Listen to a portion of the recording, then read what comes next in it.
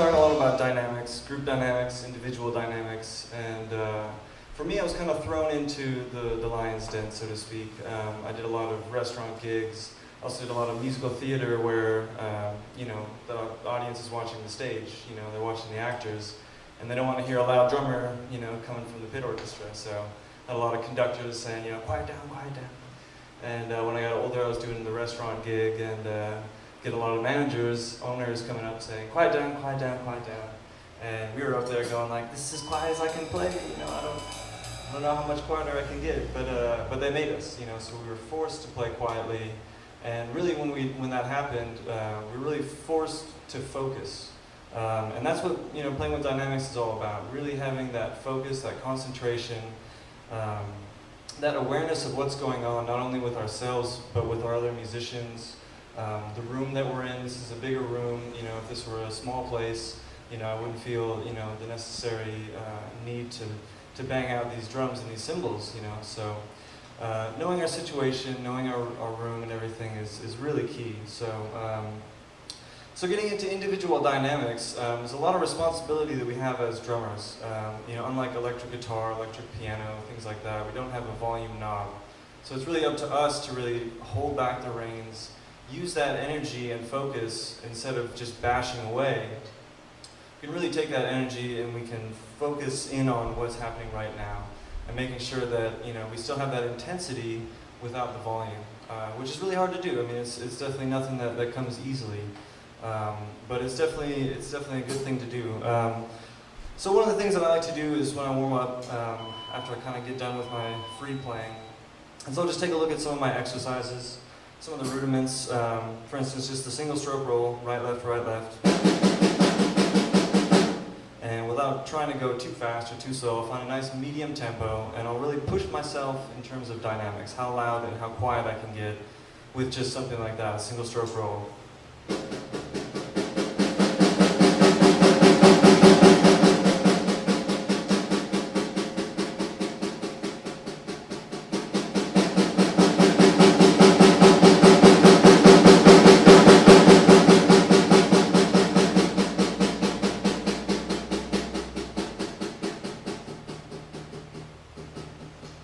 And the whole time I'm doing these things, I'm always thinking about the music of it. I'm not trying to just play right, left, right, left, right, left. I'm not a robot. I'm trying to make music at all times.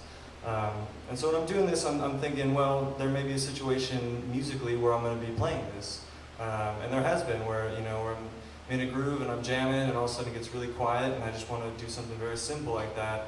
And it's got to have that music behind it, otherwise, what's the point, really? So moving on, we can also do the same thing with our double stroke rolls.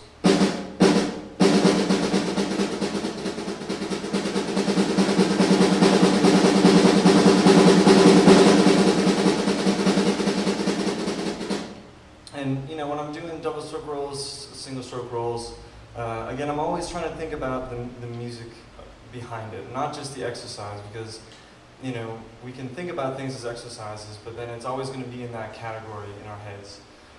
And for me, I always try and think, well, you know, there may be a situation that I'm going to use this, and so I might as well, you know, play it as best as I can, and not just always have it in that exercise category. So yeah, those are, you know, some of the basic, you know, exercises, rudiments that really all drummers should have: single stroke roll, double stroke roll.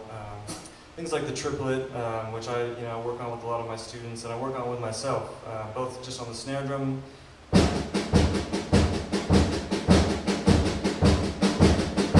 moving it around the drum set.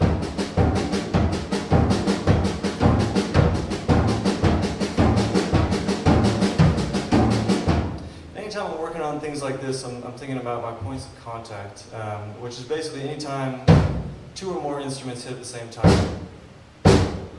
And really making sure that it's one sound, one complete sound, as opposed to those flams, which, I mean, if you're going for it, it's a cool sound. But really, if that's my intention, to have, you know, two things at the same time, they should really be at the same time. So, getting back to, you know, some of the warm-ups and things that I like to do, I really like to work on my grooves. What helped me tremendously was really just opening up my ears to different genres.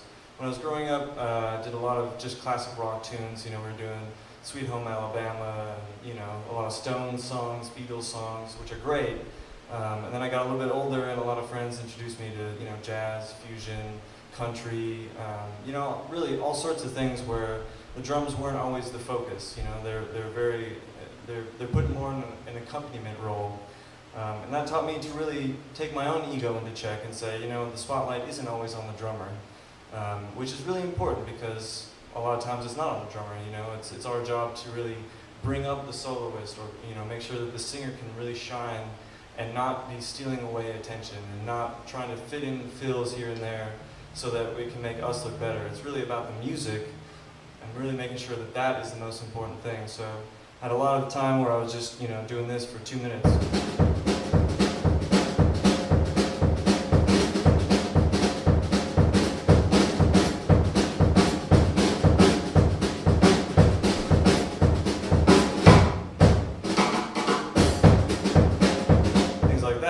Grooving out, and it's my job to keep everybody going, keep that momentum going.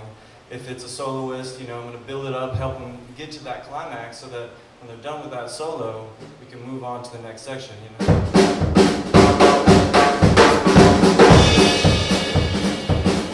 It could be as simple as that. Nothing too fancy, nothing too flashy. It's just that moment where I can help them say, okay, that's the end of that chapter. My solo is done, we're moving on to the next solo, or we're going back to the top of the head.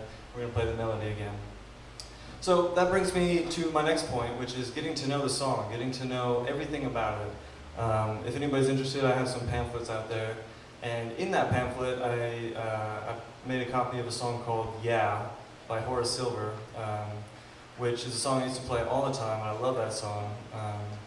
But when I first started playing it, I was getting tripped up. It's you know, it's kind of a tricky song, but you know, a lot of my professors were saying, well, can you sing me that melody? You know, I know you can play 32 bars, or you can play, you know, whatever, but can you sing me that song? And I said, no. I mean, I'm not a very great singer. And they said, well, you don't have to hit the exact notes, but if you can sing me that song, then you can play me that song. So now,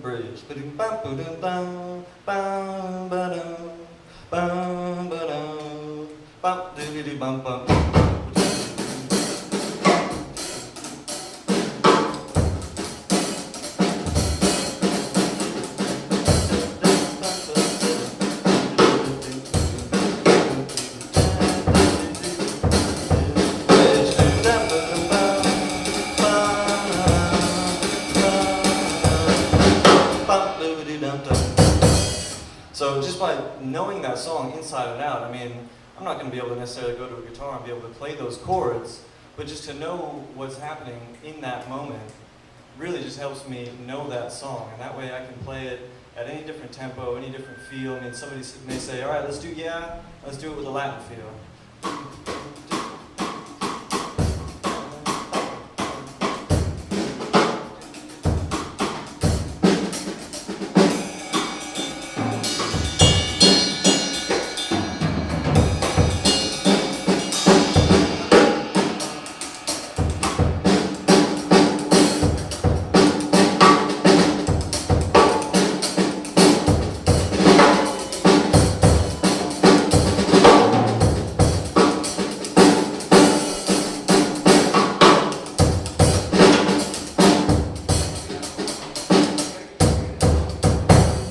So just kind of being able to know those songs again, that's just one example, but it's a really great song, and again, I had to do that with all the songs that I learned. So if it's All of Me, you know, all of me, why not take all of me?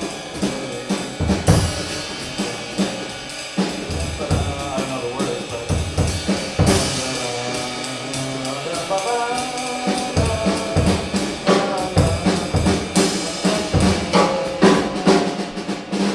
so anyway, just getting to know the song, getting to know the melody, everything about it. If it's got lyrics, it's good to know the lyrics. Just so, again, you can really be immersed in that situation And you know, there are definitely going to be times when, you know, the mix isn't so great. You know, I've played a lot of gigs where I can't hear the bass, or I can't hear the piano, or I can't hear the saxophone. But if I know the song, I know where we're at, and I can't just stop in the middle of the show and be like, hey, I need more of this. You know, it's a situational thing. You know, we've got to play to the best of my abilities in whatever the situation is.